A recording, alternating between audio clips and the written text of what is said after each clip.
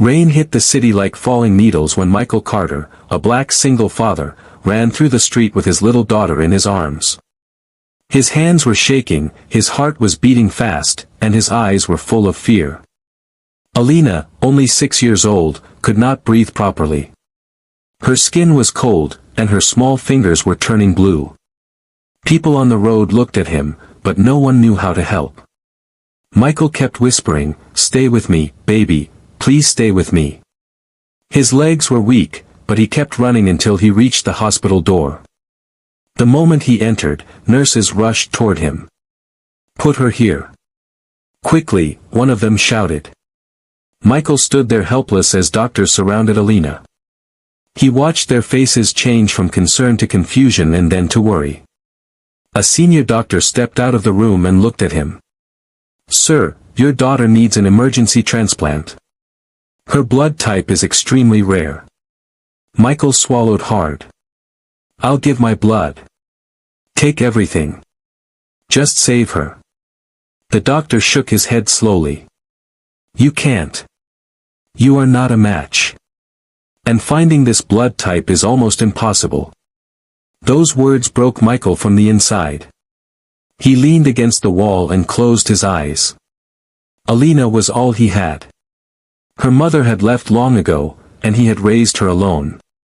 He worked in a small delivery job and barely earned enough for food. But he always smiled for her. He always told her that everything would be okay. Now even those words felt empty. The doctor added, "We need money for the treatment." "A lot of money." Michael opened his phone and checked his bank app. Only $48. His chest tightened. How could a man with nothing save the person he loved the most? Suddenly, the hospital lobby became silent. Guards ran toward the entrance. Nurses fixed their uniforms. The doctor straightened his coat. Everyone turned their heads to the door. A black car stopped outside. The door opened slowly. A tall man stepped out, wearing a dark suit, shining shoes, and a cold expression. The whole hospital whispered his name. Ethan Knight, the Billionaire CEO. Michael had seen this name on TV, on billboards, and in business news. Ethan Knight, the richest man in the city, a man who never smiled, never helped, and never cared about anyone. But why was he here? Ethan walked inside with long, confident steps. His eyes scanned the room, then stopped on Michael. For a moment, Ethan said nothing. His face was calm, almost unreadable. The doctor rushed toward him. "Mr. Knight, sir, we did not expect." "I know," Ethan interrupted. His voice was deep and serious. "Where is the girl?" Michael looked at him with confusion. "Why do you want to know?" Ethan didn't answer. He simply walked into the room where Alina was lying. Michael followed him, confused and scared. Ethan looked at the machines, the tubes, the pale little girl. Then he turned to the doctor. "How much money do you need?" he asked. The doctor gulped. "Sir, maybe around $150,000. Ethan took out his phone. "I will pay." Everyone froze. Michael couldn't understand. Why are you helping us? You don't even know us." Ethan turned to face him. His eyes were sharp, cold, but hiding something deep. "Because I can help her." Michael felt hope for the first time. But then Ethan continued. "But I want something in return." Michael's heart sank again. "What do you mean?" Ethan stepped closer and said quietly, "If I save your daughter, you will owe me. And the price will not be small." The room turned silent. Michael felt his stomach twist with fear. The man in front of him was powerful, rich, dangerous, and he wanted something from a poor father who had nothing left to give. Ethan placed his hand on Alina's bed and whispered, "The question is, how far can a father go to save his child?" The part ends with Michael staring at Ethan, knowing his life is about to change forever. Michael stood frozen as Ethan Knight's words echoed inside his head. The machines around Alina beeped softly, but the silence between the two men felt louder. Michael could not understand why a billionaire, someone untouchable, someone cold, would ask for something in return before saving a dying child. "What do you want from me?" Michael finally asked, his voice breaking. Ethan did not answer immediately. Instead, he walked to the window and looked outside, as if searching for the right words. Rain still fell heavily, tapping against the glass. After a long moment, he said quietly, "I need you to convince a woman to have my child." Michael felt the world stop. His breath caught in his chest. For a second, he wondered if he had heard wrong. "What?" he whispered. Ethan turned back, eyes sharp and steady. "I want a child. But I do not want love. I do not want marriage. I only want an heir. A bloodline." Michael shook his head, confused and angry. "Why me? Why not choose anyone else? You have everything. Why ask a poor single father like me?" "Because she will not listen to me," Ethan answered. "But she listens to you." Michael frowned. "Who are you talking about?" Ethan tapped his phone and showed a picture. A young woman with warm brown skin, bright eyes, and a confident smile appeared on the screen. Michael knew her immediately. Maya Brooks, a social worker who had helped him last year when he lost his job. She had given him food vouchers, checked on Alina, and even helped him find his current work.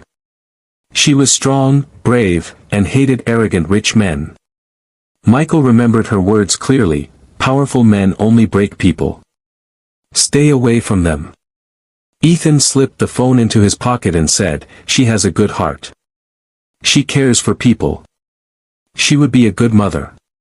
And according to my research, she respects you." Michael felt sick. "So you want me to convince her to have your baby? How am I supposed to do that?" "That is your problem," Ethan replied calmly. "My job is to save your daughter. Your job is to pay the price." Michael clenched his fists. "This is wrong. You can't buy people like this." Ethan raised an eyebrow. "Everyone has a price, Michael. Even you." Michael stepped forward. "I'm not selling Maya's life. She helped me. She believed in me. And you want me to betray her?" Ethan's expression did not change. "Your daughter is dying." The words cut deep. Michael looked at Alina lying on the bed. Her breathing was slow. Her tiny chest rose and fell weakly. A small tear rolled down her cheek even in her unconscious state. Michael swallowed the pain. "But why do you want a child so badly?" he whispered. For the first time, Ethan's eyes softened, just for a second. There was a shadow of something sad inside them. But he quickly hid it behind his usual cold face. "That is not your concern," he said. "You do not need to know my reasons. You only need to complete the task." Michael felt trapped. Every part of him hated the deal, but every part of him loved his daughter more than anything. He had no money, no options, no hope, except for the man standing in the room. Suddenly, the doctor entered. "Mr. Carter, we must begin the procedure immediately. The donor arrangements Mr. Knight provided are ready. But the treatment will be long-term, and expensive." Michael looked at Ethan. The billionaire's expression was clear: say yes, or lose her. His hands trembled. His lips shook. He felt like a father on the edge of a cliff. Saving his daughter meant destroying someone else's peace. "Do I have a choice?" Michael whispered. Ethan stepped closer and said calmly, "No. Not if you want your daughter to live." Michael lowered his head. Tears fell from his eyes onto the floor. I'll talk to her," he said quietly. Ethan nodded once. "Good. Then we will both get what we want." As Ethan walked out of the room, Michael felt something dark settle inside his heart. He had made a decision that would change every life connected to him. He looked at Alina and whispered, forgive me, baby. Daddy is doing this for you. But in his chest, fear grew like a storm, because he knew this was only the beginning. Michael stood outside the small community center where Maya Brooks worked. His hands were cold, his heart was heavy, and he wished he could disappear instead of walking inside. He replayed Ethan's words again and again in his mind. Convince her. That is your job. He hated the deal. He hated himself for agreeing. But every time he thought of backing out, he remembered Alina's weak breathing and pale face. A father could break himself 1,000 times, but not let his child die. He took a deep breath and opened the center door. Inside, Maya sat at a wooden desk surrounded by children. She was helping a little girl with her homework. She smiled warmly at the child, her eyes full of kindness, the same kindness that once helped Michael when he had nothing. When she looked up and saw him, her smile turned into surprise. Michael? What are you doing here? You look stressed. He tried to smile but failed. I need to talk to you. It's important. Maya excused herself from the children and led him to a quiet room. The moment the door closed, she crossed her arms and studied his face. Okay, what's wrong? You look like you haven't slept in days. Michael's voice trembled. Alina, she's sick. Very sick. Maya's eyes softened instantly. Oh no. What happened? He told her about the rare blood type, the emergency procedure, and the cost he could never pay. Maya listened quietly, concern growing deeper with every second. Oh, Michael, she whispered, touching his arm gently. I'm so sorry. How can I help? Her kindness made the next words even harder. There's a man, Michael began. A billionaire named Ethan Knight. Maya frowned immediately. I know that name. He's all over the news. A cold man. A selfish man. Why is he involved? He paid for everything, Michael said. He saved Alina. He arranged the donor, the surgery, the medicine, all of it. Maya nodded slowly. Then what's the problem? You should thank him. Michael looked away. He wants something in return. What? She asked urgently. Money? Work? What is it? Michael's throat closed. The words felt dirty coming out. He wants a child. Maya blinked. A child? From who? Michael felt his stomach twist. From you. The silence hit like thunder. Maya stepped back, staring at him. Her face went from confusion, to shock, to anger. Michael, what kind of sick joke is this? It's not a joke, he said, his voice weak. She pointed a finger at him. You want me to have a baby with a stranger? A billionaire? Are you insane? Michael shook his head. I don't want this. I hate it. But he saved Alina, Maya. He saved her life. And he's paying for everything. So you came here to sell me, she snapped, tears forming in her eyes. After everything? After I helped you last year? After I believed in you? Michael's heart shattered. No. I'm not selling you. I'm begging you.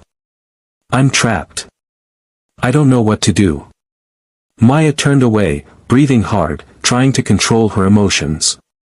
For a long time, she didn't speak. Then she whispered, what kind of father asks this from a woman who helped him?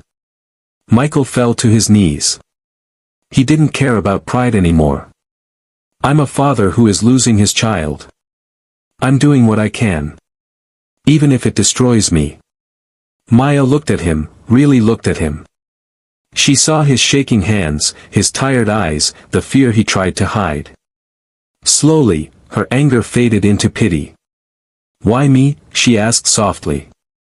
Because he said, you would make a good mother, Michael whispered. And because you, trust me. Maya sat down, covering her face with her hands. Minutes passed. The room felt heavy, filled with impossible choices. Finally, she said, "I want to see him." Michael looked up. You'll talk to him?" Maya nodded once. "I won't promise anything. But I want to understand what kind of man makes such a request." Michael exhaled shakily, relief and guilt mixing inside him. As they walked out of the building together, Michael couldn't shake the feeling that everything was about to get much worse. And for Maya, this meeting would change her life forever. Maya sat quietly in the back seat of Ethan Knight's black luxury car as it drove toward his private office tower. Michael sat beside her, nervous and unsure. The driver said nothing. The silence inside the car felt thick, almost heavy enough to crush them. Maya stared out of the window, her thoughts racing. She still couldn't understand how her life suddenly became tangled with a billionaire's strange demand. But she had agreed to meet him, for answers, not acceptance. She wanted to know what kind of man looked at people like pieces on a chessboard. When the car stopped, they were led through a grand lobby with glass walls, marble floors, and workers who whispered when they saw Ethan approaching. Ethan waited for them in a private office overlooking the entire city. He stood behind a glass desk, hands in his pockets, eyes cold but focused. Maya noticed everything about him was sharp, the suit, the hairstyle, the stare. A man built from perfection, discipline, and distance. "Ms. Brooks," Ethan said softly. "Please, sit." Maya did not sit. "I'm not here to be polite. I'm here to ask one question, why me?" Ethan studied her for a moment, then nodded slightly. "Fair enough." Michael stood quietly behind her, feeling like he was watching two storms collide. Ethan walked to the window. "Most people," he began, "want something from me, money, power, opportunity. You don't. You protect others. You're not scared of anyone. Including me." Maya crossed her arms. "That doesn't explain why you want me to carry your child." Ethan's expression tightened. "Because I need someone strong. Someone who won't use the child as a weapon. Someone who isn't interested in my wealth." "That still isn't a reason," Maya insisted. "A child isn't a company project you can assign to someone." Ethan turned, his face more serious. "I don't expect you to understand." Maya stepped closer. "Then make me understand." There was a long pause. Ethan finally exhaled, as if releasing years of pain he had locked inside himself. 5 years ago, he began quietly, "I was engaged." Michael's eyes widened. Maya's face softened, just a little. "Her name was Isabella," Ethan continued. His voice grew slower, heavier. "She was smart, kind, and she loved me when I had nothing. I built my entire company with her by my side." He looked away, jaw tightening. "She got pregnant. And for the first time, I felt human. Alive." Maya watched him closely, noticing a hint of sadness behind his strict posture. Then came the accident. Ethan's voice cracked for the first time. "A fire in one of our early lab buildings. Faulty equipment.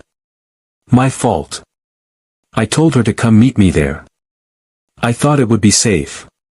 He closed his eyes. "She didn't make it out. Neither did our baby."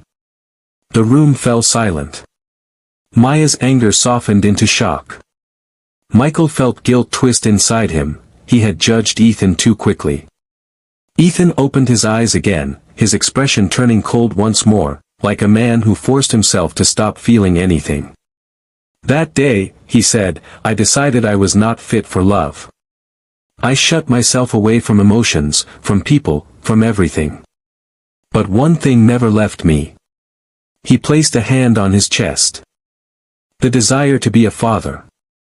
To give life, even if I have nothing else left to give." Maya's shoulders relaxed. "So you think creating a child without love will fix your past?" "No," Ethan replied. "But it will give me a reason to live." Ethan looked at Maya carefully. You are capable. Emotionally stable. Strong. You understand pain. You care about others. That is why I chose you. Maya swallowed hard. You don't want a family. You want redemption. Ethan didn't deny it. Michael, who had been silent the whole time, finally spoke. Ethan, you could have just asked. You don't have to force people. Ethan shook his head. People don't help me out of kindness. They help me for reward. You two are different.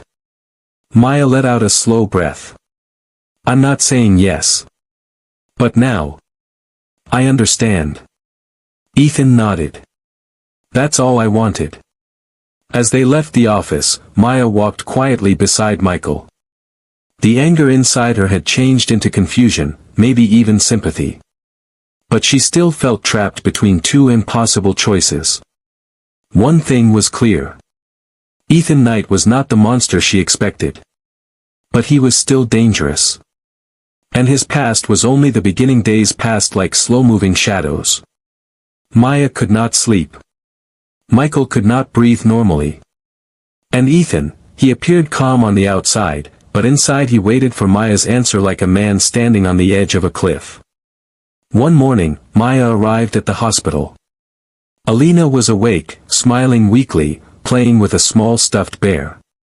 When she saw Maya, her face brightened. Auntie Maya, she whispered happily. Maya hugged her gently. How are you feeling, sweet girl? Better, Alina said. Uncle Ethan brought me this bear. Her tiny fingers squeezed the toy proudly. Maya blinked. He came here. When? Every night, the nurse answered from the corner. He sits with her for hours. He doesn't talk much, but the child likes him. Maya looked at the nurse in surprise, then at Alina, then at the bear in her hand. The idea of Ethan, cold, serious Ethan, sitting by a child's bed at night confused her. Where is he now? Maya asked. Probably outside, the nurse said. Maya stepped out of the room. Ethan stood in the hallway, hands in his pockets, staring at the window. His reflection looked tired, more human than he ever appeared. You've been visiting her? Maya asked quietly. Ethan turned, caught off guard. She seems comfortable around me. That's unusual for a man who claims he can't feel anything. He ignored the comment. Have you made your decision? Maya took a deep breath. I don't know what the right answer is. But I know one thing, you're not as soulless as you pretend. Ethan said nothing. Maya continued, I will agree, but only under strict conditions. It must be medical. Professional. No personal involvement. No emotional control. Michael, who had just arrived, felt his heart sink. He didn't want this, but he had pushed her here. Ethan nodded. Agreed. But what none of them knew was that this decision would pull all three into a storm. The medical process began quietly. Tests. Consultations. Legal documents. Ethan signed everything without hesitation. Maya did everything with calm discipline, but inside, her mind was spinning endlessly. Michael felt like an outsider, watching the world spin away from him. Every time he saw Maya and Ethan discussing medical details, he felt a strange pain, a mix of jealousy, fear, and protectiveness. 2 weeks later, the procedure was complete. Maya was officially pregnant. Ethan stood outside the hospital room, staring at the floor. He had imagined this moment for years, yet it felt nothing like what he expected. No victory. No relief. Just a heavy weight on his chest. Maya walked out slowly, holding a folder of medical documents. She stopped in front of him. It's done. Ethan nodded. Thank you. But something in his voice trembled. Michael watched both of them, feeling more distant than ever. For a brief moment, everything seemed stable, until the chaos began. One evening, Maya went to visit Alina again. She expected to find Ethan sitting quietly by the bed like always. But the room was empty. No guard. No shadow of him. The next morning, he still didn't appear. At first, Maya assumed he was busy. But by the third day, she felt uneasy. On the fourth day, she turned on the TV while making breakfast. The news headline hit her like a punch to the chest. Billionaire Ethan Knight under investigation, accused of major corporate fraud. Maya froze, the spoon slipping from her hand. Michael rushed inside her apartment moments later, holding his phone with shaking hands. "Have you seen the news?" Together, they watched the live report. Ethan Knight had allegedly stolen millions from his own company. He had disappeared. Investigators were searching for him. Maya stared at the screen in disbelief. "This doesn't make sense, he's not that kind of man." Michael nodded slowly. "Someone framed him." "But why disappear?" she asked. "Because he thinks no one will help him," Michael whispered. "He thinks he deserves punishment." Maya felt her heartbeat rise. "We have to find him." Michael looked at her, surprised. "Why do you care?" Maya placed a hand on her stomach. "Because I'm carrying his child, Michael. And because I know he didn't do this." For the first time, Michael realized something frightening. Ethan had entered their lives like a storm. And now that he was gone, everything felt incomplete. Maya turned toward the door. "Let's go. We're not letting him fall." And so, with a child growing inside her and danger rising around them, Maya stepped into a fight she never asked for. To save the man she once hated, the city felt colder without Ethan. His absence spread like a shadow over Michael and Maya's lives. News channels showed his mansion, his offices, even his private jet, empty. Police claimed he had escaped. Reporters called him a criminal. But Maya knew better. Ethan might be many things, but he wasn't a thief. Michael and Maya sat together in his small living room. Alina slept in the other room, holding her stuffed bear. The quiet in the apartment was heavy. "We need to find him," Maya said again, determination in her voice. Michael looked at her with concern. "You're pregnant. This is dangerous." Maya placed a hand on her stomach. "I don't care. I can't let the father of this child be destroyed for something he didn't do. And I don't want Alina growing up thinking the man who saved her life was a monster." Michael nodded slowly. He knew she was right. "How do we find someone who doesn't want to be found?" he asked. Maya took out her phone. "We follow the only person he trusted, us." They started with Ethan's company records. After hours of searching, Maya found something strange. A business partner named Andrew Cole had recently taken control of several accounts, right before the fraud allegations appeared. Michael frowned. "That's too convenient." Maya nodded. "He framed Ethan." Then Maya remembered something Ethan once said, "People don't help me out of kindness. They help me for reward." Andrew was that type of man. They drove to Andrew's private office building. Michael pretended to be a delivery worker to sneak inside, while Maya waited in the car. After 20 tense minutes, Michael returned with a small flash drive he had found hidden inside Andrew's desk drawer. Back home, they opened the files. Maya's eyes widened. "These are fake transactions, created by Andrew. And used to blame Ethan," Michael added. But the biggest shock came next, a video file. Ethan was sitting in a dark room, tired, injured, but alive. "If you find this," Ethan's voice whispered, "I know I can trust you. I didn't run. They're holding me in an old warehouse near the docks. But don't come for me. It's too dangerous." Maya's hands shook. "We're going." Michael nodded. "We're going." The warehouse at night was dark and silent. The air smelled of metal and old gasoline. Michael and Maya moved carefully between the crates. Her heart raced, her hands shaking with fear and anger. Finally, they found a door half open. Michael pushed it slowly. Inside, Ethan was tied to a chair, bruises on his face, blood on his lip. His head hung low. "Ethan," Maya whispered. His eyes opened, confused at first, then shocked. "You came?" Maya rushed to him. "Of course we came." Michael cut the ropes. Ethan winced but managed to stand with their support. "Why didn't you call us?" Michael asked. Ethan looked down. "Because I didn't think I deserved to be saved." Maya cupped his face gently. "No one deserves to be punished for something they didn't do." Ethan's eyes softened when he looked at her stomach. "Is the baby okay?" Maya smiled weakly. "Yes. And your child deserves to have a father who is free." Before they could leave, they heard footsteps. Andrew Cole entered the warehouse with 2 guards. "Well," he smirked, "what a touching rescue party." Michael stepped forward. "We know everything.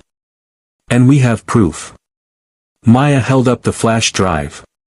Andrew's smile vanished. Before he could react, police sirens echoed from outside. Maya had sent the evidence to the police before coming. Officers burst in, arresting Andrew and his men. Andrew screamed and cursed, but it was over. Ethan watched silently, relief washing over him like rain. Weeks later, Ethan stood in the hospital room holding Maya's newborn baby girl. His hands trembled as he looked at the tiny face, soft and peaceful. Michael stood beside him, with Alina holding Ethan's arm. "She looks like Maya," Ethan whispered. Maya smiled. "And she has your eyes." Tears filled Ethan's eyes, real tears, not hidden pain. "I saved Alina, but you all saved me." Alina hugged his leg. "Daddy Ethan?" Ethan froze, shocked. Maya nodded gently. "You earned that." Ethan pulled them all into a trembling embrace. For the first time in years, he felt whole. The billionaire who tried to buy a future had finally found something priceless. A family he never knew he needed.